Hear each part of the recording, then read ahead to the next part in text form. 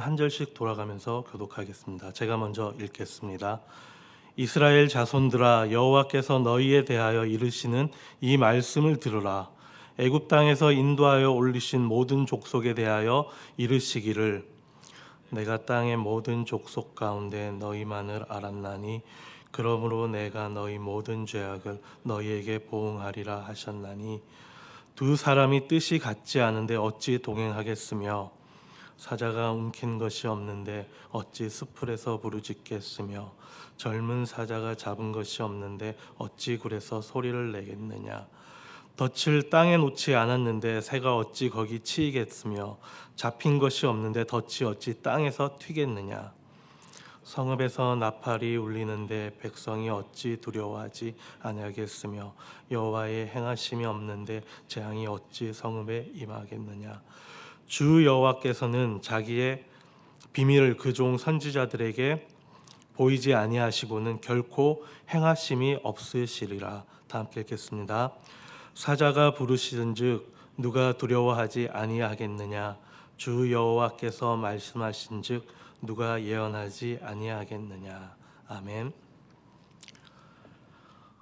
오늘 본문은 하나님의 언약 백성인 이스라엘이 왜 심판을 받아야 하는지를 상당히 논리적으로 설명하고 있습니다. 그것을 통해서 하나님의 정의와 공의가 그의 백성에게도 엄격히 적용될 것이라는 것을 이야기하고 있습니다. 아무리 이스라엘 백성들이 하나님이 택한 백성이며 그리고 언약의 백성일지라도 죄를 짓게 되면 그에 맞는 보응을 하나님께서 주신다라는 것입니다. 오늘 본문은 하나님의 심판이 임하는 이유를 선택받은 이스라엘의 책임과 연결하며 하나님의 경고와 권능을 선포하고 계십니다. 하나님의 정의와 공의 앞에서는 어느 누구도 예외가 될 수 없음을 알려주는 것입니다. 언약 관계에 있는 바로 이 이스라엘도 말입니다. 이스라엘 백성들은 하나님께서 자신들의 민족을 선택하셨다는 그런 신앙을 가지고 있었습니다. 그리고 하나님이 특별히 사랑하는 민족이라는 자부심도 그들에겐 있었습니다. 그래서 하나님께서 자신들의 민족을 심판하신다는 말을 전혀 믿지도 않았고, 그리고 전혀 그렇게 생각하지도 못했던 것입니다. 그들의 모습은 전혀 돌아보지도 않았으면서 말입니다. 그런데 오늘 말씀의 시작은 이렇게 시작됩니다. 이스라엘 자손들아, 여호와께서 너희에 대하여 이르시는 이 말씀을 들으라 라고 이야기하고 있습니다. 선지자는 먼저 이스라엘 자손에게 여호와께서 말씀하시는 이 말씀을 들으라고 선포하고 있습니다. 지금 이스라엘 백성들은 매우 교만한 상태입니다. 하나님 말씀을 듣지 않고 그리고 우상을 섬기고 있으며 자신들의 마음에 좋은 대로 행동하고 결정하고 있는 자들입니다. 그런데 이스라엘 백성들이 본래 이런 모습의 사람들은 아니었습니다. 그들은 애굽에서 종노릇하던 자들이었습니다. 그런데 그들의 울부짖는 소리를 들으시고 모세를 통해서 애굽으로부터 출애굽을 시켜주십니다. 저희들이 잘 알다시피 그 과정은 결코 순탄하지 못했습니다. 이스라엘 백성을 보내지 않으려는 이 바로 왕과 그리고 애굽 땅에 10가지 재앙이 임한 후에 그들은 애굽에서부터 나올 수 있었습니다. 또 그들의 광야 생활은 어땠습니까? 광야 1세대는 광야 40년 동안 결국 가나안 땅에 들어가지도 못한 채 모두 죽었고, 광야 2세대만이 가나안 땅에 들어갈 수가 있었습니다. 그리고 가나안 땅에 거주하는 원주민과 싸워서 최종적으로 그 땅을 차지할 수 있게 되었습니다. 그런데 이 모든 과정을 지금 잊어버린 것입니다. 그럼에도 하나님은 이 이스라엘 백성들을 여전히 사랑하시고 이런 특별한 은혜와 기적들을 계속해서 베풀어 주셨던 것입니다. 그 이유가 무엇이었습니까? 이들을 향한 하나님의 아주 특별하고 애틋한 마음이었습니다. 1절 말씀에 이어서 나오는 말씀을 보게 되면은, 애굽 땅에서 인도하여 올리신 모든 족속에게 대하여 이르시기를, 내가 땅의 모든 족속 가운데 내가 너희만을 알았나니 라고 이야기하고 있습니다. 하나님은 이스라엘을 특별히 선택하시고 언약으로 맺으셨습니다. 이들을 하나님 백성 삼으시고 그들의 하나님이 되셨습니다. 하나님은 이스라엘을 땅의 모든 족속 가운데 보물과 같은 존재로 삼으시고 하나님의 사랑과 은혜를 입은 이들이 제사장 국가가 되어 온 세상에 하나님의 은혜를 나누기를 원하셨습니다. 여기서 알았다라고 쓰이는 이 말은 하나님과의 그런 친밀한 언약 관계 속에서 그들을 알았다라는 것을 의미하고 있습니다. 우리가 일반적으로 뭐 이순신 장군을 안다라거나 아니면 지금 미국의 바이든 대통령을 안다라는 것과 나의 아내 그리고 나의 남편 그리고 나의 자녀를 안다고 할 때는 그 안다라는 것은 어떻게 보면 완전히 다른 의미입니다. 이렇게 단순히 인식이나 정보를 통해서 아는 것이 아니라 깊고 친밀한 관계와 그리고 경험을 통해서 안다라는 것을 여기서 의미하는 것입니다. 이렇게 하나님과 이스라엘은 그만큼 특별한 관계를 맺었다라는 것입니다. 이렇게 하나님과 이스라엘과 하나님의 관계는 은혜로 이렇게 시작된 것입니다. 이 특별한 은혜를 입은 이스라엘은 어떻게 살아야 할까요? 하나님이 주신 은혜와 그리고 특별한 관계에 걸맞는 삶을 살아야 한다라는 것입니다. 이스라엘은 하나님의 선택을 받았지만은 순종을 통해 그 관계를 계속해서 유지해야 했던 것입니다. 그것이 그들의 권리이자 의무였습니다. 그리고 이것이 언약 관계에 있는 하나님과 이스라엘 백성 사이에서의 행해져야 될 일들이었습니다. 그런데 아쉽게도 이들은 이 특별한 기회에 걸맞는 삶을 살지 못했습니다. 하나님을 따라가는 것이 아니라 이방인들을 부러워하며 그들과 똑같은 방식의 삶을 계속 따라하고 선호했던 것입니다. 이렇게 선택받은 특권을 누리지 못하면은 곧 책임이 동반한다라는 것을 이야기합니다. 오늘 말씀에 살펴보게 되면은 그러므로 내가 너희 모든 죄악을 너에게 보응하리라라고 이야기합니다. 선택받은 백성으로서의 책임을 다하지 못한 결과 하나님의 공의로운 심판이 그들에게 임하게 된다라는 것입니다. 이것이 바로 언약 관계에 있는 이것이 바로 하나님과 이스라엘이 언약 관계에 있다라는 것을 이야기합니다. 특별한 권리를 가진 만큼 그들이 저지른 불순종의 죄는 더 무겁고 엄중하다라는 것입니다. 우리 또한 이 특권을 받은 자이기에 이 죄의 결과에 엄중할 수밖에 없습니다. 그러나 감사하게도 우리 주 예수 그리스도의 십자가를 통해 우리는 이 하나님의 정의가 충족되었기 때문에 우리는 죄를 이기고 하나님의 백성이 되었습니다. 이것이 얼마나 큰 은혜인지 우리는 깨달아야 할 것입니다. 하지만 또 우리가 기억해야 할 것이 있습니다. 아모스가 언약 백성에게 책임을 요구했듯이 로마서 6장 말씀처럼 그리스도의 은혜를 받은 자는 새로운 삶의 방식으로 부름을 받았다는 것을 기억해야 합니다. 더 이상 죄의 지배를 받지 않고 하나님을 섬기며 의를 행하는 새로운 삶으로 우리는 부름을 받았다는 것입니다. 이 삶은 죄에 대해 죽고 하나님께 살아가는 삶으로 거룩함을 추구하며 영생을 소망하는 삶을 우리는 살아야 한다는 것입니다. 우리도 부름받은 이렇게 선택적 특권을 가진 존재라는 것입니다. 아들을 희생하면서까지 우리를 사랑하신 하나님의 사랑을 입은 자들입니다. 아마 이렇게 어마어마한 특권을 가진 존재가 바로 우리라는 것입니다. 이 특권에 맞는 우리의 삶은 어떤 삶이 되어야 할까요? 이스라엘이 이렇게 긴 시간 동안 겪었던 그 고난이 끝나고 풍요로움이 찾아왔을 때 그들에게 보이는 것은 그저 물질적인 풍요로움 뿐이었습니다. 우리는 가끔 이런 풍요로움이 하나님을 잘 믿어서 하나님 말씀을 잘 들어서 주신 것이라고만 생각할 때가 있습니다. 물론 하나님께서는 우리에게 좋은 것을 주시는 분입니다.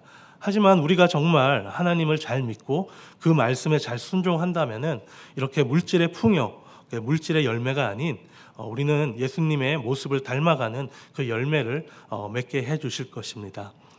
하나님의 축복을 내가 가진 물질의 정도가 아닌 내 삶이 얼마나 예수님의 모습을 닮아가고 있는지로 확인하는 우리 모두가 되기를 소망합니다. 이것이 바로 하나님의 축복이고 은혜일 것입니다. 그리고 이것이 우리에게 주신 특권에 맞는 삶일 것입니다. 그리고 오늘 본문 두 번째 단락은 3절에서 6절 말씀인데요. 이것은 이런 하나님의 심판의 정당성을 어찌라는 이 말로 시작하는 7개의 질문을 통해서 선포하고 있습니다. 아모스는 왜 이렇게 사자의 포효와 같은 하나님의 심판의 메시지를 선포하지 않으면 안 되었는지를 이 말씀을 통해서 설명하고 있습니다. 그 내용은 원인과 결과의 상관관계를 일련의 질문들을 보여주면서 하나님이 이스라엘에게 보내는 경고가 당연한 결과임을 강조하고 있는 것입니다. 먼저 3절은 이렇게 이야기합니다. 두 사람이 뜻이 같지 않은데 어찌 동행하겠으며 라고 이야기합니다. 이렇게 두 사람이 함께 걷는다면은 그들 사이에는 이미 미리 뜻을 맞추었을 것이다 라는 어떤 약속이 있었을 것입니다. 이 경우에는 하나님과 동행하기로 했던 이 언약 백성 이스라엘이 하나님과 동행하지 않고 다른 길로 갔기 때문에 더 이상 하나님의 심판을 피할 수 없다라는 것으로 우리가 이해할 수가 있습니다. 그리고 4절은 포효하는 사자의 모습을 보여줍니다. 사자들은 먹잇감을 잡기 전까지는 상당히 소리도 내지 않고 먹잇감을 찾아 돌아다닌다고 합니다. 하지만 사자가 이렇게 먹잇감을 잡았을 때 그 사자는 울부짖는다라고 이야기합니다. 그렇기 때문에 사자가 울부짖는다면은 먹잇감을 잡고 있기 때문이라는 것입니다. 그리고 5절에서는 덫을 가지고 말씀하고 있습니다. 새가 덫에 걸린다면은 반드시 그 주변에는 덫이 있었기 때문이라는 것입니다. 그리고 6절 말씀은 성읍에 울리는 나팔과 재앙이 임한다는 것을 가지고 말씀하고 있습니다. 나팔 소리가 울린다는 것은 적군의 침입을 알리는 소리입니다. 전쟁이 시작되었음을 알려주는 소리입니다. 이 소리를 듣게 되는 백성들이 어떻게 두려워하지 않았겠습니까? 지금까지 이들이 범죄했어도 믿는 구석은 하나님이었습니다. 전쟁은 하나님께 속하였다라고 그들은 이야기했습니다. 그리고 너희는 가만히 있어 하나님의 구원과 승리를 보리라 라고 이야기했었습니다. 이것이 어쩌면 이들의 근거 없는 자신감이 되었을지도 모릅니다. 그러나 이제는 그렇게 할 수가 없다라고 이야기합니다. 그들을 향하여 다가오는 그 적군이 바로 하나님이 되었기 때문입니다. 이렇게 선택받은 특권을 저버린 결과는 너무나도 무서운 것이었습니다. 하나님의 심판은 그 어떤 것도 견디지 못할 정도로 두려운 것입니다. 하나님은 이 듣지 않는 백성들에게 포효하시면서 나팔을 울리시고 경고하십니다. 오늘 우리는 이 세상을 향한 하나님의 심판의 소리를 듣고 있지는 않습니까? 주님이 다시 오실 때 죄악 가운데 살았던 온 세상은 이 하나님의 심판을 견디지 못할 것입니다. 그래서 하나님은 지금도 이 세상을 향하여 하나님의 심판의 경고의 메시지를 계속해서 울리고 계십니다. 이런 시대에 우리가 어떻게 살아야 하는지, 그리스도인으로서 어떻게 살아야 할지 우리는 생각해야 할 것입니다.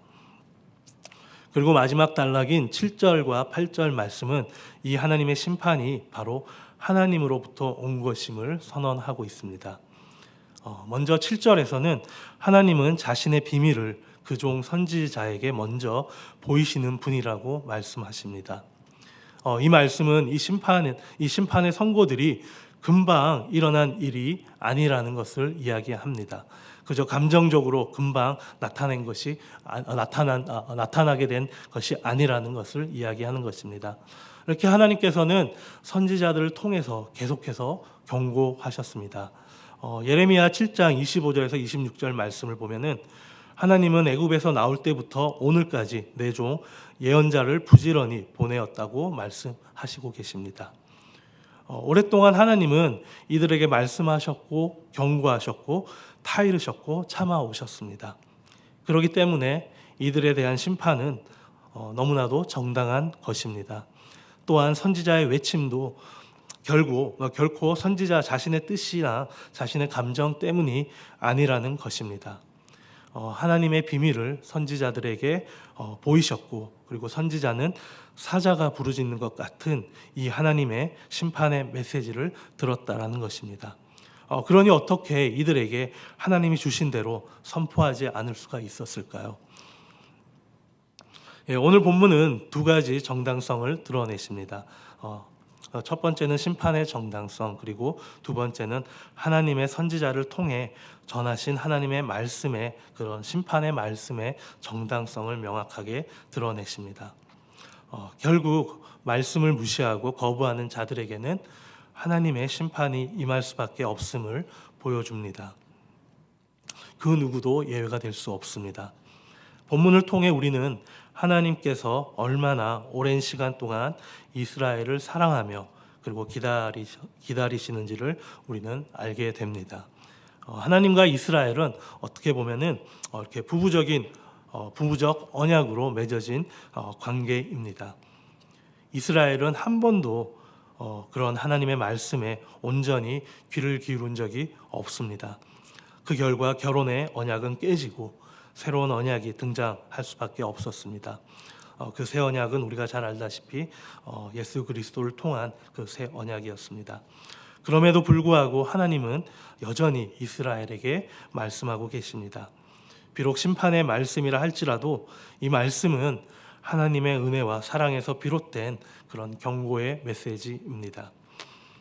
원인과 결과를 명확히 드러내시면서 하나님의 심판이 단순한 감정적인 형벌이 아니라 논리적이고 공의로운 결정임을 우리는 이 말씀을 통해서 확인할 수가 있었습니다.